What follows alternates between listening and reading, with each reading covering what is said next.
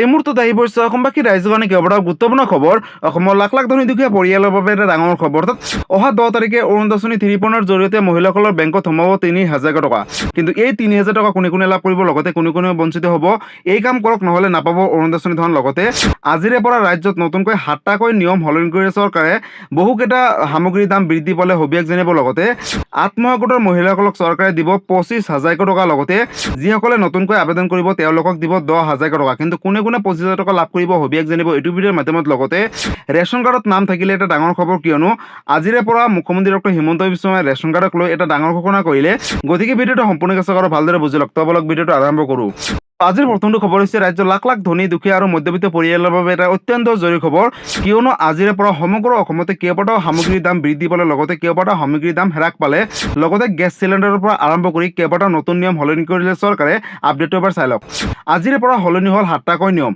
Cylinder বুকিঙৰ পৰা আধাৰ card আপডেটলৈকে কি নতুন নিয়ম আগলৈ চাওক। অৰ্থাৎ ৰাজ্যৰ লাখ লাখ দুখীয়া, দৰিদ্ৰ, মধ্যবিত্ত আৰু ধনী পৰিয়ালৰ বাবে এটা ডাঙৰ খবৰ, কিয়নো আজিৰে পৰা সমগ্ৰ দেশতে সলনি হ'ল 7টাকৈ নতুন নিয়ম। পূৰ্বৰ ধৰণে নহয়, এতিয়া বহুকেইটা গুৰুত্বপূৰ্ণ খবৰ। চিলিণ্ডাৰ বুকিঙৰ পৰা আধাৰ কাৰ্ড আপডেটলৈকে কেইবাটাও নতুন নিয়ম আনিছে চৰকাৰে। হ্ৰাস পালে বাণিজ্যিক চিলিণ্ডাৰৰ মূল্য। পূৰ্বতে যি মূল্যতে কিনিছিল এতিয়াৰে পৰা হ্ৰাস পাব। লগতে 19 কেজি চিলিণ্ডাৰৰ 173.50 টকা মূল্য হ্ৰাস হ'ল বাণিজ্যিক চিলিণ্ডাৰত। ঘৰুৱা চিলিণ্ডাৰৰ বুকিঙৰ নতুন নিয়ম, অৰ্থাৎ পূৰ্বৰ ধৰণে বুকিং কৰিলে এতিয়াৰে পৰা নাপাব। চহৰত 25 দিন আৰু গাঁৱত 45 দিনৰ ব্যৱধানত কৰিব পাৰিব এতিয়াৰে পৰা বুকিং। লগতে চিলিণ্ডাৰৰ ডেলিভাৰীৰ সময়ত মোবাইললৈ যোৱা OTP দিয়াটো এতিয়াৰে পৰা বাধ্যতামূলক কৰিছে চৰকাৰে। EKYC নকৰা গ্ৰাহকসকলে নাপাব চিলিণ্ডাৰ এতিয়াৰে পৰা, অৰ্থাৎ আজিৰে পৰা নাপাব। আজিৰে পৰা বিনামূলীয়াকৈ কৰিব পাৰিব আধাৰ আপডেট। অৰ্থাৎ পূৰ্বতে যদি টকা দি কৰিছিল এতিয়াৰে পৰা বিনামূলীয়াকৈ কৰিব পাৰিব। আধাৰ কাৰ্ডত ইমেইল আপডেট কৰিবলৈ নালাগে মাচুল বুলি ঘোষণা কৰিছে চৰকাৰে। লগতে পেট্ৰল ডিজেলক লৈ থকা সকলো নিষেধাজ্ঞা প্ৰত্যাহাৰ কৰিলে ইতিমধ্যে ৰাজ্য চৰকাৰে।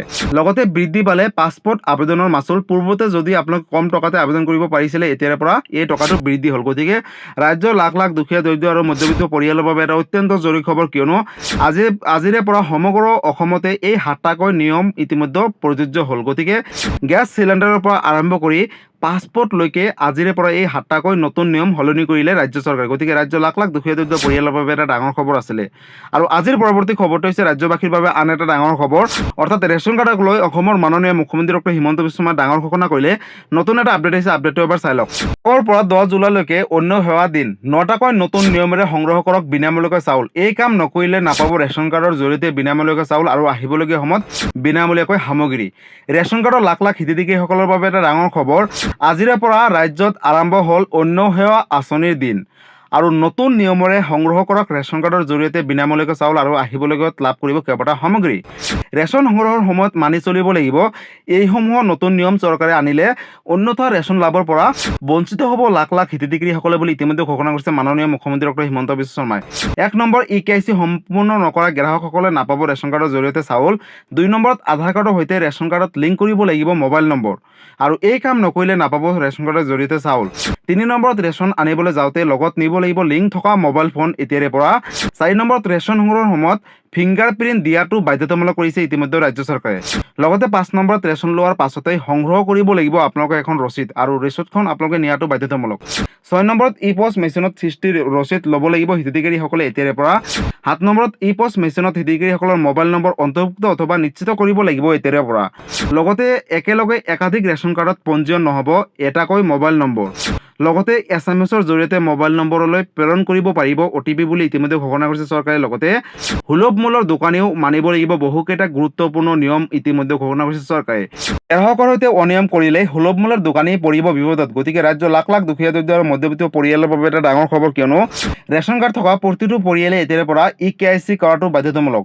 আৰু যদিহে আপোনালোকে এতিয়ালৈকে EKYC কৰা নাই তেনেহ'লে অতি শীঘ্ৰে EKYC কৰি লওক। EKYC নকৰিলে আহিবলগীয়া সময়ত ৰেচন কাৰ্ডৰ জৰিয়তে বিনামূলীয়াকৈ চাউলৰ লগতে অতি কম দামতে চেনি, দাইল, নিমখ, মিঠাতেল আৰু আধা কেজিকে চাহপাতৰ পৰা বঞ্চিত হৈ থাকিব। গতিকে ৰেচন কাৰ্ডৰ লাখ লাখ হিতাধিকাৰীসকলৰ বাবে এইটো এটা ডাঙৰ আপডেট আছিলে। এই ভিডিঅ'টো ৰাজ্যৰ সকলোৰে মাজলৈ শ্বেয়াৰ কৰি দিব। আৰু আজিৰ পৰৱৰ্তী খবৰটো হৈছে ৰাজ্যবাসীৰ বাবে আন এটা ডাঙৰ খবৰ। অৰ্থাৎ অহা 10 তাৰিখে অৰুণোদয় 3.0 জৰিয়তে মহিলাসকলৰ বেংকত 3,000 টকা সোমাব। কিন্তু এই টকা কোনসকল মহিলাই লাভ কৰিব, লগতে কোনসকল মহিলাই বঞ্চিত হৈ থাকিব, নতুন এটা আপডেট হৈছে, চাই লওক। ৰাজ্য লাখ লাখ অৰুণোদয় হিতাধিকাৰীসকলৰ বাবে এটা ডাঙৰ খবৰ, কিয়নো কি কৰিব লাগিব, এটা জৰুৰী কাম কৰক, নহ'লে নাপাব অৰুণোদয় আঁচনি 3.0 জৰিয়তে টকা। অৰ্থাৎ কি কাম আগলৈ চাওক। ধন লাভ কৰিবলৈ বেংক একাউণ্টৰ সৈতে আধাৰ কাৰ্ড সংযোগ কৰাটো বাধ্যতামূলক গ্ৰাহকসকলে বা আঁচনিৰ হিতাধিকাৰীসকলে। অৰুণোদয় আঁচনি ধন বিতৰণত আধাৰ ভিত্তিত ব্যৱস্থা কৰিছে চৰকাৰে। লগতে বহু হিতাধিকাৰীসকলৰ বেংক একাউণ্টৰ সৈতে এতিয়াও সংযোগ হোৱা নাই আধাৰ কাৰ্ড বুলি ঘোষণা কৰিছে চৰকাৰে। আধাৰ সংযোগ নকৰিলে ভৱিষ্যতে ধন লাভৰ পৰা বঞ্চিত হ'ব হিতাধিকাৰীসকলে। লগতে সংযোগ প্ৰক্ৰিয়াত সমস্যা হ'লে পৌৰসভা বা বিডিঅ কাৰ্যালয়ত গৈ যোগাযোগ কৰিব পাৰিব। লগতে অৰুণোদয় আঁচনি ধন নিৰবিচ্ছিন্নভাৱে পাই থাকিবলৈ নিৰ্ধাৰিত সময়ৰ ভিতৰত প্ৰক্ৰিয়া শেষ কৰিবলৈ আহ্বান জনাইছে ইতিমধ্যে ৰাজ্য চৰকাৰে। গতিকে ৰাজ্যৰ লাখ লাখ অৰুণোদয় আঁচনি হিতাধিকাৰীসকলৰ বাবে এটা ডাঙৰ খবৰ, কিয়নো যদি আপোনালোকে অহা 10 তাৰিখে অৰুণোদয় আঁচনি 3.0 জৰিয়তে 3000 টকা লাভ কৰিম বুলি ভাবিছে, তেনেহ'লে অতি শীঘ্ৰেই আপোনালোকে বেংকৰ লগত আধাৰ কাৰ্ড লিংক ৰাখক, কিয়নো এই টকাটো অসম চৰকাৰে ডিবিটি যোগে ৰাজ্যৰ লাখ লাখ অৰুণোদয় আঁচনি হিতাধিকাৰীসকলৰ মহিলাসকলৰ বেংকত প্ৰেৰণ কৰিব। যিসকল মহিলাৰ বেংকৰ লগত আধাৰ কাৰ্ড লিংক থাকিব তেওঁলোকেহে লাভ কৰিব টকা, আৰু যিসকলে বেংকৰ লগত আধাৰ কাৰ্ড লিংক নাৰাখে তেওঁলোকে আহিবলগীয়া আগষ্ট মাহৰ 10 তাৰিখে অৰুণোদয় আঁচনি 3.0 জৰিয়তে 3000কৈ টকাৰ পৰা বঞ্চিত হৈ থাকিব। গতিকে ৰাজ্যৰ লাখ লাখ দুখীয়া দৰিদ্ৰ আৰু মধ্যবিত্ত পৰিয়ালৰ বাবে এটা ডাঙৰ খবৰ। যদি আপোনালোকে বেংকৰ লগত আধাৰ কাৰ্ড লিংক কৰিম বুলি ভাবিছে, তেনেহ'লে ওচৰ চুবুৰীয়া আপোনালোকৰ বেংকৰ যোনটো বেলেঞ্চ আছে তাতে যাব, আৰু আধাৰ কাৰ্ড, পেন কাৰ্ড লগতে বেংকৰ পাছবুকৰ ফটো, আপোনালোকৰ নিজৰ ফটো, মোবাইল নম্বৰ লৈ আপোনালোকে জমা দিব লাগিব। আৰু জমা দিয়াৰ পিছতে হয়তো 15 দিন, 20 দিন বা এমাহৰ ভিতৰত আপোনালোকে বেংকৰ লগত আধাৰ কাৰ্ড লিংক হৈ যাব। যদি কিবা কাৰণত আপোনালোকে বেংকৰ লগত আধাৰ কাৰ্ড লিংক নাৰাখে, তেনেহ'লে কিন্তু আহিবলগীয়া আগষ্ট মাহৰ অৰুণোদয় আঁচনিৰ টকা, অৰ্থাৎ চৰকাৰে 3000 টকাও দিব পাৰে বা 2500 টকাও দিব পাৰে, যিমান টকাই নিদিয়ক কিয় আপোনালোকৰ বেংক একাউণ্টত নোসোমায়। আৰু ইতিমধ্যে অসমৰ মাননীয় মুখ্যমন্ত্ৰী ডক্টৰ হিমন্ত বিশ্ব শৰ্মাই ঘোষণা কৰিছে যে বহু মহিলাই অৰুণোদয় আঁচনি 3.0 পৰা নাম কৰ্তন কৰিব। যিসকলৰ ঘৰত ধৰক অৰুণোদয় আঁচনি ধন পোৱাৰ পিছত আৰ্থিকভাৱে উন্নত হৈছে বা 4 চকীয়া বাহন কিনিছে, বা কাৰোবাৰ ঘৰত যদি চৰকাৰী চাকৰি পাইছে, তেওঁলোকৰ মহিলাসকলৰ নাম কৰ্তন কৰি ৰাজ্যত যিসকল দুখীয়া দৰিদ্ৰ মধ্যবিত্ত পৰিয়াল, অবিবাহিত, বিয়া হৈ ঘূৰি অহা বা দিব্যাংগ ব্যক্তি আছে, তেওঁলোকক নতুনকৈ অৰুণোদয় আঁচনি 3.0 অন্তৰ্ভুক্ত কৰিব।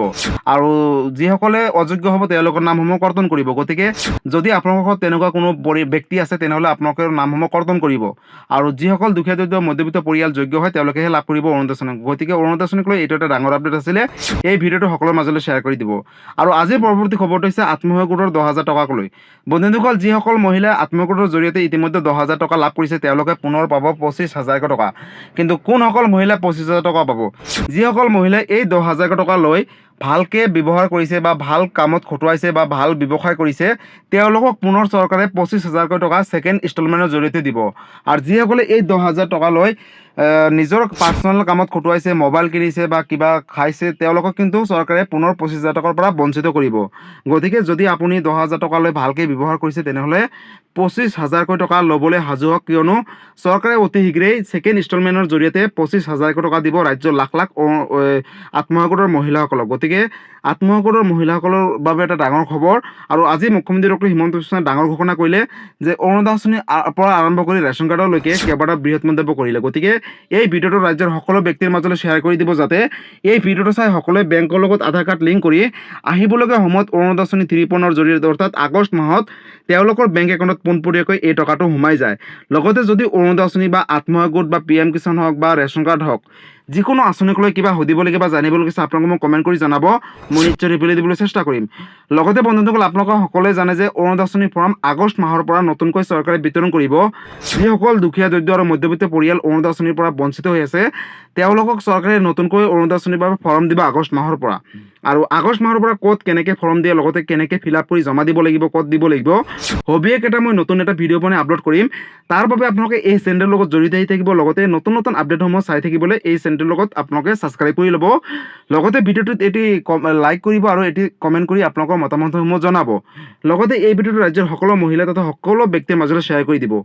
গতিকে বন্ধুসকল, আজি আছিলে এইটো এটা ইনফৰ্মেটিভ ভিডিঅ' আৰু গুৰুত্বপূৰ্ণ খবৰ। ভিডিঅ'টো চাই কেনেকুৱা পালে? যদি ভাল পালে চেনেলটো নতুনকৈ আহিছে, চেনেলটো ছাবস্ক্ৰাইব কৰিব, লাইক কৰিব। কিবা সুধিবলগীয়া বা জানিবলগীয়া আছে, আপোনালোকে মোক কমেণ্ট কৰি জনাব, মই নিশ্চয় ৰিপ্লাই দিবলৈ চেষ্টা কৰিম। লগতে এই ভিডিঅ'টো সকলোৰে মাজলৈ শ্বেয়াৰ কৰি দিব। ধন্যবাদ। জয় আই অসম।